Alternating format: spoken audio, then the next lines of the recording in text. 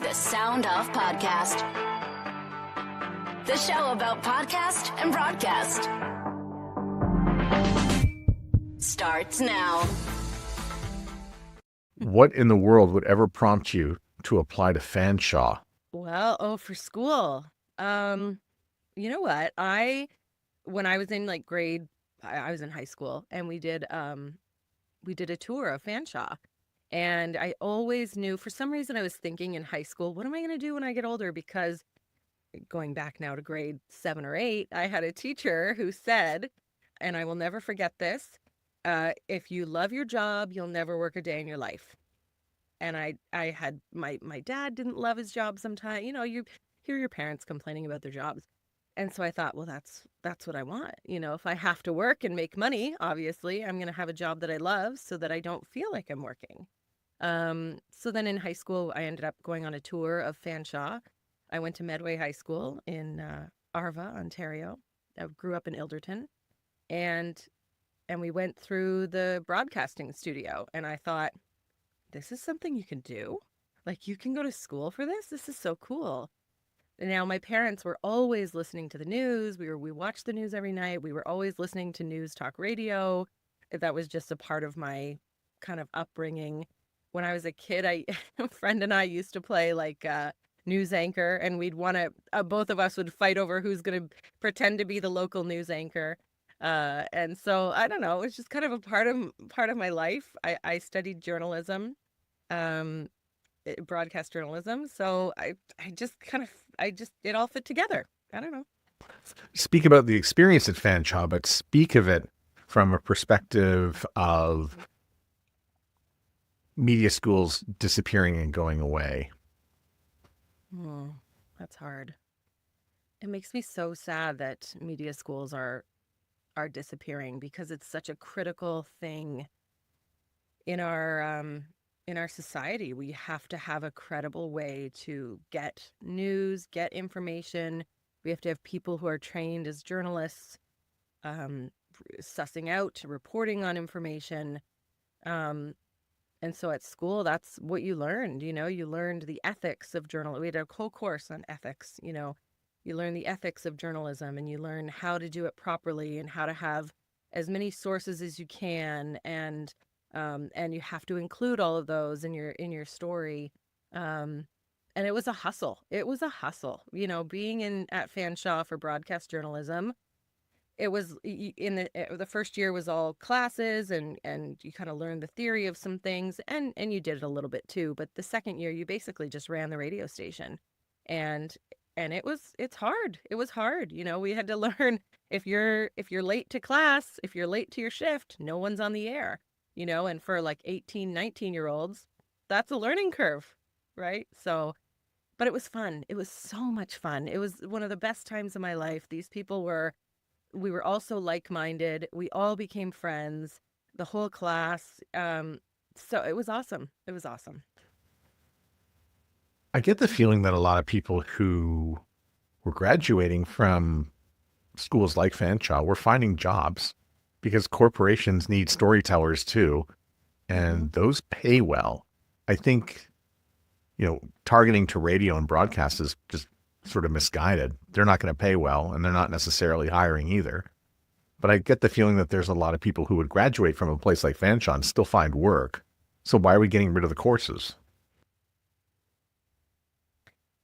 That's a good question. I spent 18 years in radio, and like a couple years in TV. I was in TV for like 5 minutes. And it had changed so much just in that time. I worked with when I started working, I was 22. I was still in school. I did weekend news. So I was in my third year, and I was working with a lot of older people who had been there forever, you know, and a lot of them were lucky to retire or get close to retirement before you're let go, which is typically the case in radio broadcasting. And even things had changed so much for them. You know, it's just a constant evolution, I guess, in broadcasting. So I forget your question, but that was. Yeah, just that you know, the radio schools are diminishing, yet there are places for people to go still. So, but I that does lead think, me in, by the way, to I want to talk about your first job and when mm, you left radio school and where did you go and what did you wind up doing? so I was in school. I did 2 years of broadcast journalism, then I did 1 year of TV news. So in my third year, actually right at the end of my second year, my teacher said, "Hey, the local radio station, the news talk station, is looking for a weekend person. Do you want to apply?" Um, and I was shocked because when I was in school, I didn't win any of the awards. We had to apply to be, news director, sports director, whatever. We had to, I applied. I didn't get any of those jobs in school. So I wasn't considered by my teachers to be one of the best. But this teacher saw something in me and she's like, "Give me your demo. I'll give it to the news director." His name is Ed Wilmot. And I got the job. He brought me in. We had an interview, and I started doing weekend news, which in which is great opportunity. But when you're in college, you just want to go out and party on the weekends. when you're when you're waking up early, and it was a good sacrifice, obviously. So I learned so much working in the newsroom because I started just before the summer as summer vacations were happening. So I got to try out and fill in for almost every role in the newsroom, which was awesome. We had a big newsroom at the time. We had 4 radio stations, and there were 6 or 7 of us working in there, which it was a lot at the time. Um, because by the time I left 18 years later, there was like 1 or 2 people at most, mostly one, um, which is sad. And then they got rid of the AM station, the news talk station altogether before I left. Um, so I learned so much from working with the old guys. It was kind of an old boys club. It really was. But I learned so much from those guys and the people who'd been there forever, and I got to try out every role, and I just was thrown into everything, and it was such a great experience. I'm so thankful for that. And because you were working in the age of call letters, so is it CJBK? CJBK. Yeah, And News Talk 1290, and CJBK. does that mean that your parents got to listen to you Yes. give the news? I mean, how exciting Yep. is it for them and how exciting is it Yeah. for you that you grew up around the news and now you're reading the news? Yeah, my parents were always listening to the competition, AM 980. That's what we listened to growing up. And then the local news, we'd watch national news, we'd watch, every Friday we watched 2020 before it was super sensationalized. Um, we always had the news going. My parents thought it was awesome. They thought it was cool, and my family is all from the area, so they were all listening. Um, it was kind of intimidating at first because you feel a little imposter syndrome, like, who am I to be on the radio doing this, but I settled in after a while, so it worked out. You watched 2020 when we all thought John Stossel was a little more grounded Yes. than And he is Barbara on the internet. Walters was on there. Yeah, yeah, yeah. We would watch it. I would watch that as a teen every Friday, every week. 60 minutes every Sunday. We'd watch it. Yeah. You did some television too. I did a little television. So, when I was at the radio station, I kind of felt like there wasn't really a place for me to move up. I was able to fill in for every role, but nobody was gonna leave, which is fair. So I felt like, oh, maybe I got to find something else. I want to broaden my skills a little bit. Um, so Rogers TV was hiring, and I had volunteered at Rogers TV in London as a, uh, when I was just out of school and in school. I was hosting a show called Today's Londoner with Darren Laidman, who now works in Hamilton, and he and I hosted that for a year or two together. And then they were hiring a full-time videographer because at the time they had a news program called First Local. And I thought, well, I've done TV. Oddly enough, I'd just gotten married, and my husband still works there. Um, and so he was like, "Well, we're hiring," and I was like, "Do we want to work together? Like, this is I don't know if that's a good idea." But they hired me, and I went and I worked there, and that was a learning curve too. It was carrying all that equipment every day, probably 50 pounds of equipment before. Now they have a lot lighter stuff. But this was like the big cameras, the big tripods. It was a lot. And I did that for 2 years. Yeah. Give the listener an idea about London, Ontario. What makes the market unique? What makes it different? You've been there long enough. You're the one who can really speak to it. I went there once for a field trip. It was really to go to Stratford anyways, and I think we just passed through London to go tour the University of Western Ontario. So give me a layout of London, what makes it tick and what makes it special as a media market. London is a media. It's a medium market, but it's a standalone market. You know, once you get closer to Toronto, so London is kind of, we say, halfway between Windsor or Detroit and Toronto, about 2 hours each way. So we're a standalone market. Once you could get closer to Toronto, like Kitchener, Waterloo, Guelph, Toronto kind of envelops those, right? So we're lucky that we are our own entity. And we have a real mix of a lot of rural areas around the city, and then within the city, some of the huge industries are healthcare, the university, of course. There's a lot of very well-educated people in London.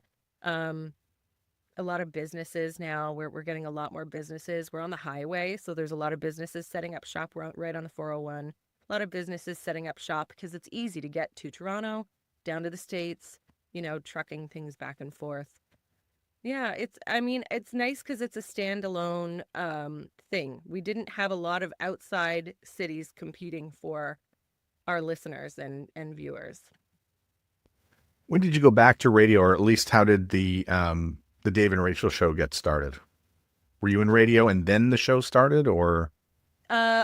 So when I went to Rogers TV, and even before that, I worked at CJBK for 4 years, went to Rogers TV for 2 years, and then I was back at the group of stations, which was Astral, or maybe it was still Standard at the time. Standard Radio, then it turned into Astral, then it turned into Bell Radio, which included BX93, which is now called Pure Country. So we didn't make a lot of money, right? My husband and I both worked in broadcasting. We were so poor. I don't really know how we survived, but I was just hustling. I was trying to find jobs. I was trying to do whatever I could. I would literally, there was a woman who ran a magazine locally, and I just said, "Hey, do you need a writer? Like, I don't really know how to do it, but I'd love to try." Like, what a pitch, right? She's like, "Yeah, sure, you can do that." And then another person who kind of worked with us at Rogers TV, I knew that their company did some webcasting, said, "Hey, do you need anybody to do webcasting?" I could literally just ask for my own jobs. And she's like, "Yeah, come on. Yeah, you can come and do that." So I had my hand in a lot of different pots. So when I went to the TV station, I was still filling in at the radio station, doing weekends or just fill in work, whatever they needed me to do. So I'd never fully left. They had a new boss come in. His name's Al Smith. And he, one day, out of the blue, called and said, "Hey, can you come in for a meeting?" And I was like, "Okay, yeah, I guess." And I went in and he talked to me all about a morning show on Q97.5. And I was like, "You want me to do a morning show? Like, I'm not even funny. Like, I don't know I don't know if I can do that." And he's like, "I think you could." And I was like, "Okay." So I left. That was just our initial meeting. And then he called later and he's like, "Hey, we want to offer you the morning show position on BX93. And I was like, "Pardon me?" Like, this is so out of the blue. But he knew me because we'd both worked in London for a long time. I still kind of kept my foot in the door doing news at the radio station. I think maybe he watched me on TV a little bit. So I don't really know what prompted him to take a chance on me to do a morning show. And I was like, okay, like this seemed like a good idea, because at the time, Rogers TV was getting rid of the news program that I was doing. And so I thought, well, I don't want to do kind of what their plan is for me. This is not where I want to stay. So I was like, well, I guess I'll take a chance on this morning show. And they paired me up with Dave Collins, who'd been in radio for an eternity. And I thought, if this doesn't work out, I'm the one that's going to get let go, not him. He's been here forever. He had the Dave and Jackie show. Jackie had gone. Kim Woodbridge was his next partner. Turns out they were going to move her to Easy Rock, to Q97.5 at the time. And then they decided to put me on BX93. So anyways, it was a huge gamble. I didn't know. It gave me a lot of anxiety because I only signed a 1-year contract. And I thought I'm leaving my permanent full-time job that I could stay at for a long time to take a chance on this morning show. Um, and Dave will tell you the first break that we ever did together was like magic. It was like, he's like, as soon as you spoke, I knew you could do this. I knew we could do this together. I knew it was going to work. Somehow we had the chemistry. He's a lot older than I am. So I kind of wondered, what do we have in common? Right? He had a kid. He had kids my age. So he, he was older than my mom. He is older than my mom. But it just worked. Like, we had chemistry. It worked out. It worked amazingly. It's like magic on the radio, and you can't manufacture that. Yeah. So somebody saw something when you were on television, probably. I have no Somebody idea. saw personality. Somebody Yeah. read the personality in the writing you were doing. I should ask Al, because I'm still in touch with him. Like, what crazy idea did you get in your head that you decided you were going to hire me? Like, I didn't think I could do it. And I said to them in the interview, I'm like, I'm not, like, I don't do this. And he's like, well, we're going to need you to do it. Like, you're gonna, I was like, okay, So I figured it out. When we first started together, Dave had been doing it forever, but they were going to change how we were doing radio. It was no longer kind of a typical jock yuck fest. It was going to be more character-based radio. We brought in a coach, and we worked with him for 3 full days straight, off the air. Who dat? That was Stan Main, I think is his name, from the States. Stan Main, if I'm not mistaken. I have to look that up. If But you he are was mistaken, just call me back and I'll cut this out and we'll get it right. Okay. Yeah, it's Stan for sure. But he was so great in getting us to assess our own characters, and the whole point of character-based radio is being very relatable, exploiting your own faults, which is very uncomfortable. It is not a comfortable thing. But once you can get past that discomfort, you connect with people so much more, because people hear you say something like, oh, I really messed up this weekend and here's what I did. Like, what an idiot, And of course, you'll get people texting, calling and say, yeah, you're a real idiot. But then you also get the people who text or call and say, I've totally done that. You're not alone. Right? So it makes you feel better, it makes them feel better, because that's all anybody wants is connection. That's all anybody wants, is to connect with one another. They're listening to you every day, and if you're talking at them and not resonating with them, it just passes right over. And was it always the country format?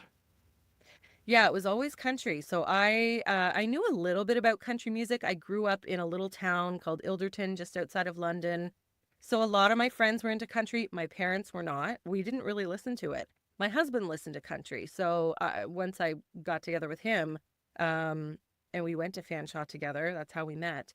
I knew a little bit about it, but I learned a lot more, and I learned to love it more. Of course, when I was working there, and the country audience they're a different breed. They are so loyal and so kind and so welcoming, and just, it's a warm feeling, and it's very authentic. You don't feel like you have to put on a cool vibe to be with them, right? It's just not how it is. They want you to be real. You did 11 years Mm-hmm. on that show. Mm-hmm. What were were there any changes to the show as it evolved? Right, yeah. So for the first maybe 2 years, Dave and I were on our own. It was just the Dave and Rachel show. And then our producer from down the hall, Foreman, joined us. He's super into country music, and he was working with us doing a lot of stuff behind the scenes. And we were getting so many calls at the time. This was before anybody could text us. We couldn't keep up.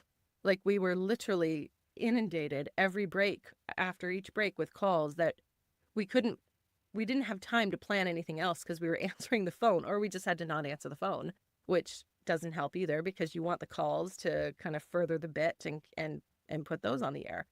So we begged and begged and begged. We're like, we need a third person. We need a producer. We need someone who can answer these calls and do stuff for us so we can get everything else done. And we had the good problem of being really successful. We'd gone up in the ratings a lot. And so eventually they were like, okay, Foreman can join you as our producer.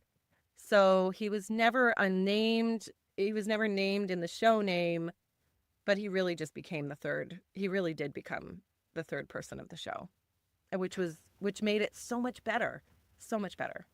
Yeah, I sometimes wonder how anybody gets anything done with two people on a show, and you want to do so much in this day and age with social channels, with the phones, with the text line, with producing on the fly. I wouldn't even know how two people can do it When I first started properly. Well, yeah, that's the key. When I first started, we had Facebook, I think, but social wasn't a big part of it yet. People were still calling. It was still very almost primitive now that when you think about it. We didn't have Instagram. We weren't really on Twitter. Like radio stations hadn't embraced the social media aspect of it quite yet. It took a couple of years before they did when I was there. So we didn't have to do a lot of that stuff, but as it became more a part of the show, that was a part of us saying, hey, we need someone else here. Yeah. So when did Bell stop investing in the show? Which is another nice way of saying, when did they fire you, or why did they fire you? Why did the show end? Bell didn't fire me. I left and Dave left. We decided to leave on our own, which is unusual and shocked a lot of people. Oh, look at me assuming. That's okay. A lot of people It's assumed terrible, that. but I'm trained to. Well, I get it. I totally get it. They fired Foreman a couple years before we left, and the reason was, well, they were doing a mass layoff, so he was caught up in that. There were 5 or 6 people in the building that got let go during that round of layoffs. Because as you know, you work in radio, every August or November, we were all holding our breath, like, what's going to happen, right? We knew. It was always a joke, like, if you see people in the hallway you don't know, run outside, leave, just get out. They can't fire you if they can't find you. I That's had not May true. down. May was always sort of a month because Was they it? did budgets, Okay. right? Yeah. And so I always found May to be a very particularly busy time of year for restructuring. And then Yeah. one of my more favorite jokes that has surfaced is that, Q2 results are due tomorrow. Get your resumes ready. Yeah. Yeah, exactly. Because we all know, and that's the sad part of it. And I would always say, well, how far can they cut before there's nothing left? Well, now radio programs are shutting down at colleges, so we're getting close. But anyway, they let Foreman go, and that was a huge shock to us. We had a great show, and people loved him the most. Listeners typically love the third voice the most. But he's funny, and he added so much to the show. So we were really bummed that they let him go. Now, I should say that there was things behind the scenes. We would fight about stuff all the time, and we would argue, but it was never malicious, and it was really passion for the show. So it wasn't. We didn't want him to go. And we would all kind of argue, but that happens on a morning show, right? You get to be like, it's like a marriage. You are working so closely together, and you're telling each other things about your life that you wouldn't tell normal coworkers, because you need to find those nuggets within everybody's life and what they're doing to exploit on the radio, right? So there's arguments sometimes, but when they let him go, we were totally shocked.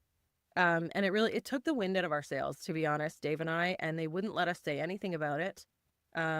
We begged to say something. Can we please acknowledge where he is, or that he was let go, or any? They were like, nope, you can't say a single word. Don't say anything about it. So we didn't. And we had people asking for months, even years, where'd Foreman go? What happened to him? And they were mad at us. People were mad at us that we weren't acknowledging it, but we couldn't. So that was kind of the beginning of the end for us. I think it really took the wind out of our sails. I felt like our show, it was good, but it wasn't. It was better with 3 people. Now, Bell wasn't paying for 3-person morning shows anymore either. People just didn't have a producer. There are still some 3-person morning shows, but that was their reasoning with us. No other pure country, because at that point, BX93 had turned into Pure Country 93. No other pure country had a 3-person morning show, so we weren't allowed either.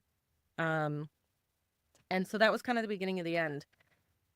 But that wasn't the first time people had been let go, and it wasn't the last. You know, they did a few other rounds of layoffs. And I remember a year or 2 later, they did another round of layoffs, and I said to my boss, "This is really disheartening." And she's like, "I know. But what's she going to do, right? She just had to carry out the duties." It sucks to be you have some survivor's guilt, right? When other people are let go and you're still there, and then you have to pick up the slack, but you should be grateful you still have a job. That's tough. It's tough. It's tough for everyone, those let go and those who are left behind. So tell me about the bravery of leaving on your own with Dave. That was scary. I have a voiceover business. I call it Voiced by Rachel. And I had been doing that since 2014. So I've been doing it for a while. And I'd been building it up. And the plan was to do that as a backup for when I got fired from radio, right? So that was my plan. And then I just didn't get fired. So it was building over. And by that point, I'd done it for 8 years. And I did my taxes that year. And I thought, oh, I could support myself on this. You know, I could do this. And my husband's like, yeah, you could if you want. He was such a support. And things had happened. They did another round of layoffs, and I felt like the country stations. I remember one of our bosses saying, "Well, country's very niche, you know," but he said it in almost a way that was like, it's beneath the pop stations, it's beneath the top 40, it's beneath, you know, it's beneath all the top performing stations. Even though we were a top performer, our sales were sold out. There was a waiting list to get on our radio station as an advertiser. Our ratings were up. You know, we were doing well. But I never felt like they gave us, I never felt like they gave us the credit that we deserved, because we were working hard. We did everything the consultants told us to do. It was working. We were performing. And I felt like that was almost dismissed a lot of times. And so by the time I realized I could support myself doing voiceover, and, you know, I just had this feeling like I don't love the decisions they're making around here in that kind of way. And it wasn't the local level. It was kind of the upper levels. Like, you know, I knew they weren't really supporting us, and they just wanted to do it as cheaply as possible. And so I was like, I'm going to leave. It was a big decision. It was a lot of thinking and talking to people and reaching out to other people who had left. And I you know, asking them literally, is there life after radio? Because that's my whole life. This is what I love. I love radio. I still love radio. I love radio more than television. You know, it breaks my heart that it seems to be dying, but everybody said, yeah, there's life after radio. You can totally do that. So it was a leap of faith, but I did it. I told Dave, I gave him 6 months notice. I gave my bosses 6 months notice too. And I said, I think I'm going to leave. And he said, well, I didn't realize you were doing so well at voiceover. And I was like, yeah, I don't really talk about it because it's just something I do on the side at home, but I am. And I think I'm going to go. And he's like, well, I'm not going to go. I'm like, well, you could retire. Like, what was your plan? He's like, I didn't have a plan. I was just going to stay with you. I'm like, well, I'm going to go. And he's like, okay. So for a while he considered staying. And then he was like, no, I'm out too. If you're out, I'm out. I don't want to start again with someone new. So we both just decided to leave. And what a compliment that is to you. Is it? It is. Know. I guess that I got to leave on my own. We had a lot of questions. People were just skeptical. the Dave's like, there's nobody I would rather work with than you. Yeah. And I'm not sure there's a next.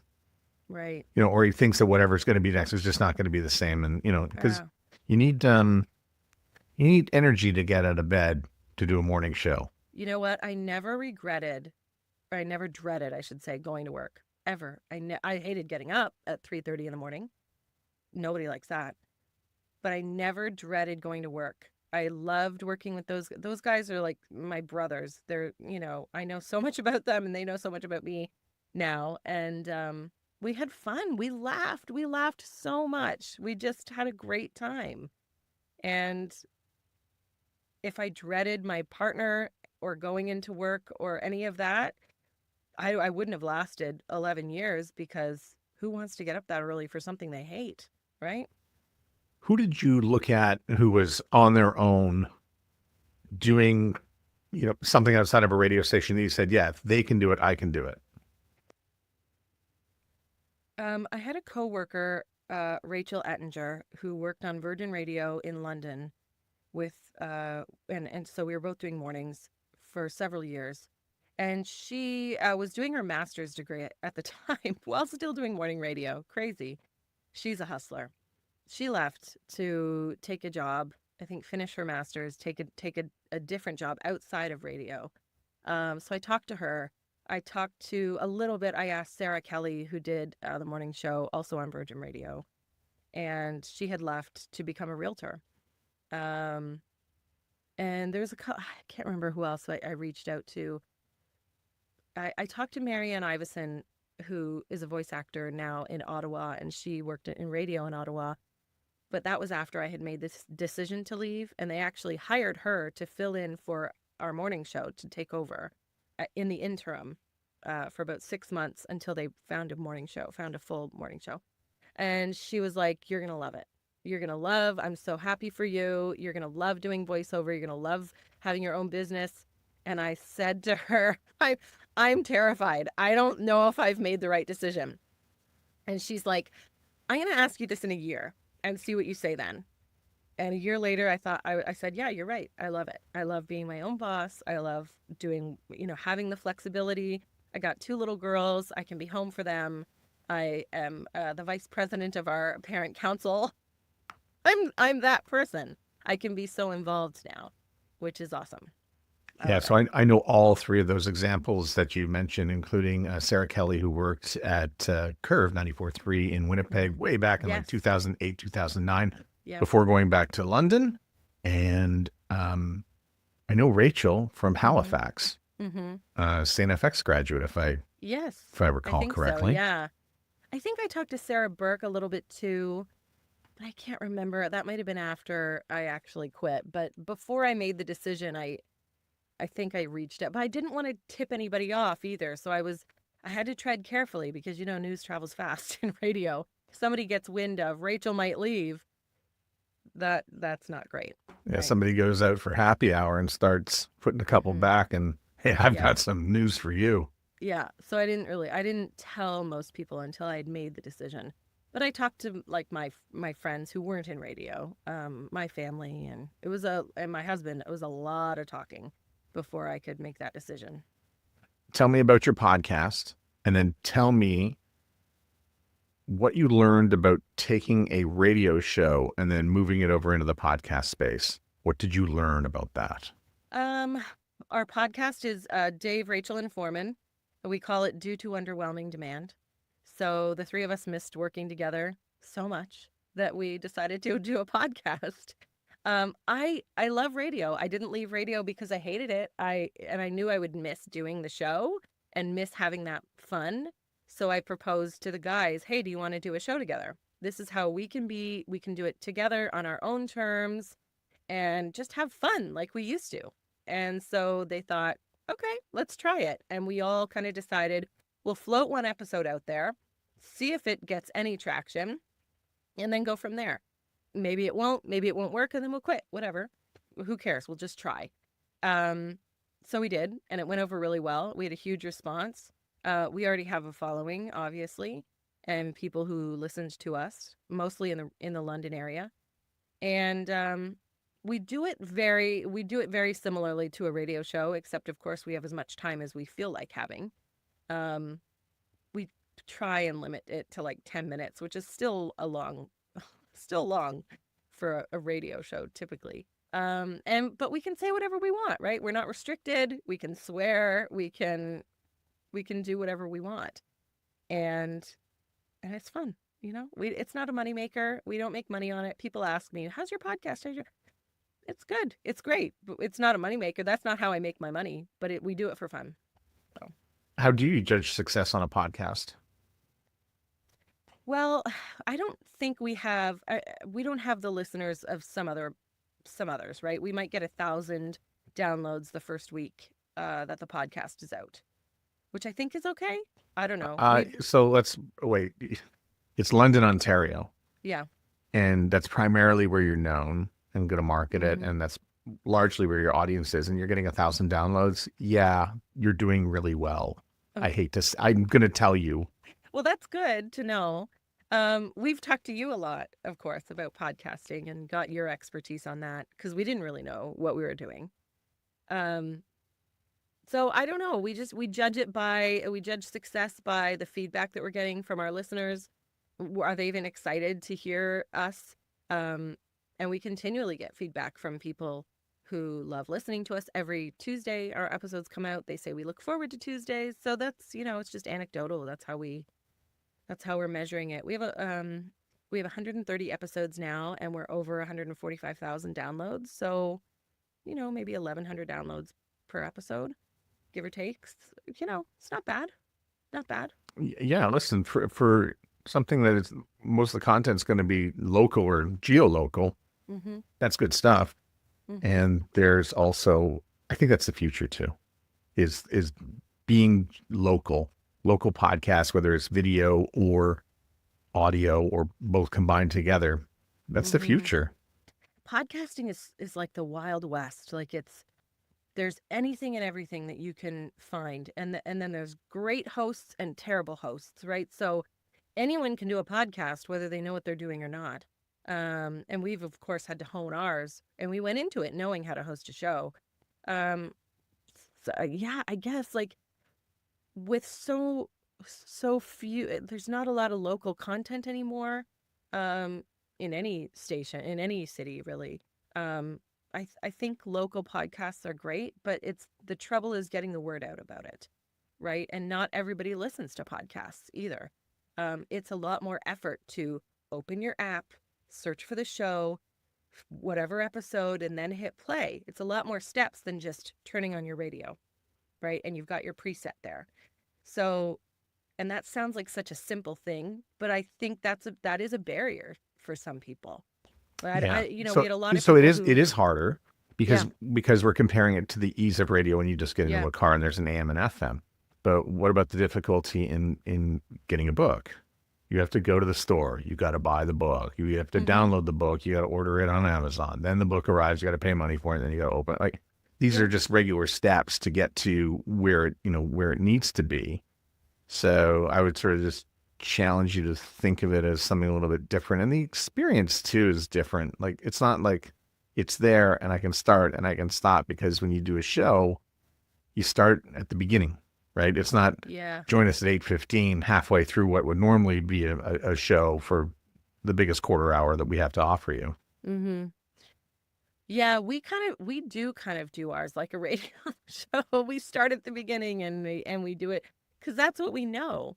I don't know. Does that fill a void for people? I have no idea. Does it deter some people because it's too much like radio? I don't know. That's just at 1,000 downloads, you're doing something right. I guess so. I hope so. I'm just glad people connect with us and love us and love listening to us. Not even necessarily love us, but that's what I love about radio, and that's why I kind of gravitated to radio versus TV, is that immediate reaction from people, the immediate connection with people. They could call, they could text, they could whatever, and you were talking to them right away in real time.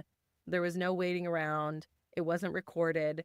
So I loved that about radio. Podcasting isn't in real time, but we do still get that feedback, which is amazing.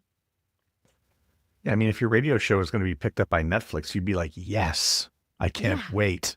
Of course. Yeah. Yeah. Oh, that's the dream, isn't it? Yeah. I mean, you're like all audio. You've got the hat trick of audio. You've got the podcast going, you've done radio, and you've got voiceover. I guess so. You're like all Yeah, audio all the time. I am all audio all the time. I guess, yeah, you're right. That's just what I'm good at. I say to my friends, I have a group of friends, of course, my neighbors and friends. They're all so smart and they are all, and everybody's in different things. Like one's a scientist and one's a therapist and one's, everybody, a couple scientists actually. And just, they are all so smart. And I feel like I don't live up to that because my only skill is talking. And I've said that to them a few times. I'm like, God, you guys are so smart. Like these women are just amazing. And they're like, well, you run a business. I'm like, yeah, but what the hell, that's nothing. Um, so I kind of feel like this is my only skill, connecting with people and talking with people. And yeah, I guess that's why I do it. I guess that's why I gravitate to it. Well, tell me a little bit about the voiceover business because is AI causing a dent in your cash flow? That's a good question. There is a dent in my cash flow this year for sure. I feel that. I don't know if it's because of the tariffs and things that are going on with, Trump or whatever. Maybe people aren't advertising as much because they're not selling as much. I don't know. But I've talked to several other voice actors and a few clients as well who have said, yeah, things are definitely down this year. AI voices, I think they will take away from the small, cheap jobs. I think they will be good for people who don't care that it sounds cheap. Because once you realize that's AI, or that doesn't sound real, or that doesn't have like a normal inflection, then I think your view of the quality of that product or service goes down. So I think AI will take away the small jobs, the cheap, small voiceover jobs. Um, a lot of clients are using AI as placeholder voiceovers. So I'll get, a video with a placeholder AI voice, and they say, okay, this is a mock video. This is what we're running to replace. I don't want it to be. A lot of them will say, I don't want it to be as monotone as this, but here's my specs. But for timing, we put the voice in here. So that's what it's being used for. I feel like a lot. Um, but AI is here to stay. Like we can't get around it. I listened to a webinar recently about whether voice actors should be doing AI voices. There's a lot of text to speech jobs and voice cloning jobs. Voice cloning is essentially when they take your voice and they make a voice that sounds like you. So it is your voice. But if they do like a algorithm training or something, they might take a bunch of voices and combine them to make a unique sounding voice to use for that algorithm, right? So it doesn't really sound like any person in particular. Um, and I think a lot of the thinking is voice cloning is more ethical because you'll get paid for that. And as long as you're getting paid for the usage, and because a lot of them want it in perpetuity. And so what if you do a voiceover for, a certain skincare company and you're the AI voice for that? Well, maybe another skincare company won't hire you down the road. So you could be shooting yourself in the foot. So there's a lot of things to think of, but there's no one right way to do it either. There's a lot of things to think about though. So Hmm. I think voice cloning, text to speech, that's a lot, but you got to be really careful with what they're asking and what you're signing away for sure. Yeah, I just toss those in the garbage. I'm not doing those. Yeah, and I do too. Mostly. I haven't actually done any voice cloning jobs, but I'm trying to learn more about it so that I can be, because I know it's not going to go away, so that I can be at least open to the opportunity of, okay, if there's some company doing this ethically and they're going to pay me to use my voice, maybe. So, Yeah, but if you and I had a combined voice, I don't know what that would sound like in the end, and they cloned both of ours right. and then put them together.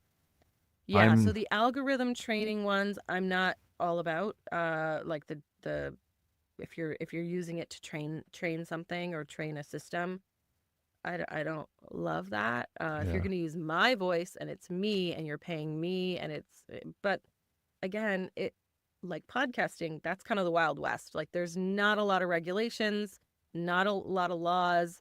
There's an organization here in Canada called CAVA, Canadian Association of Voice Actors, and NAVA in the States, National Association of Voice Actors. They're trying to do some advocacy work in terms of AI voiceovers and what should be allowed and what shouldn't be allowed.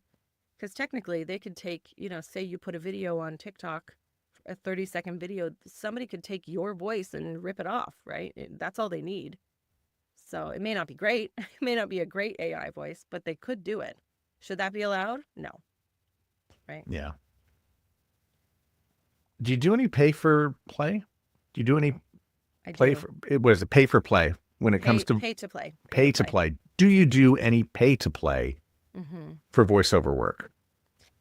I do, and I know that's a contentious issue. I'm in a lot of Facebook groups for voice actors, and everybody's got a lot of opinions.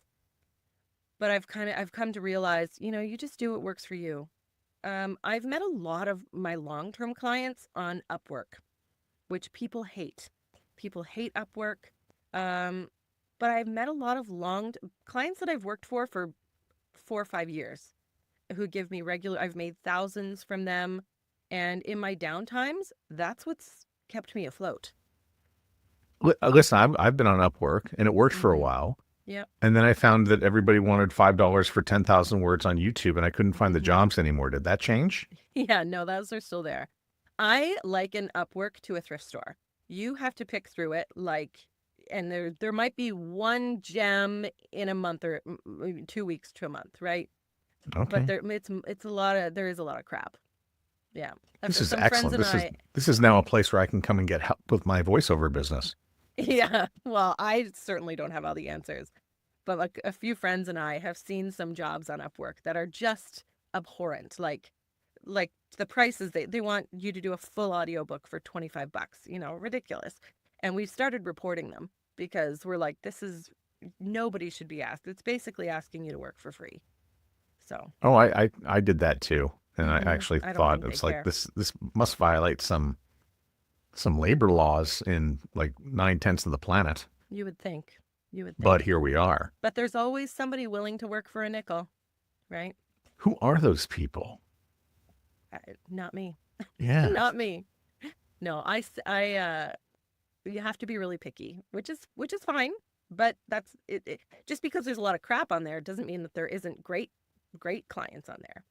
Yeah. I know you do a lot of narration work. I know you do a lot of 30-second commercials. Yes. Do you do anything else, like, let's say, radio imaging or anything like that? No, I don't do radio imaging, although you'd think that I would, right? I thought about getting into that. I've started doing some more audiobooks. And I do a lot of commercials. I do a lot of explainers and e-learning. And e-learning is kind of my bread and butter. Like I have some ongoing clients that isn't that the best? That's what I do. Yeah. It's long, but it's not tedious work. It's long, yeah, and it pays the bills. That's what you got to do. So yeah, I'm on a few pay to plays. I have an agent. I do my own direct marketing. You just throw stuff at the wall and see what sticks. That's what I say. You just see what works. You got to hustle and get your work wherever you can get it, right? I love it. Hey, Rachel, thanks a lot for doing this.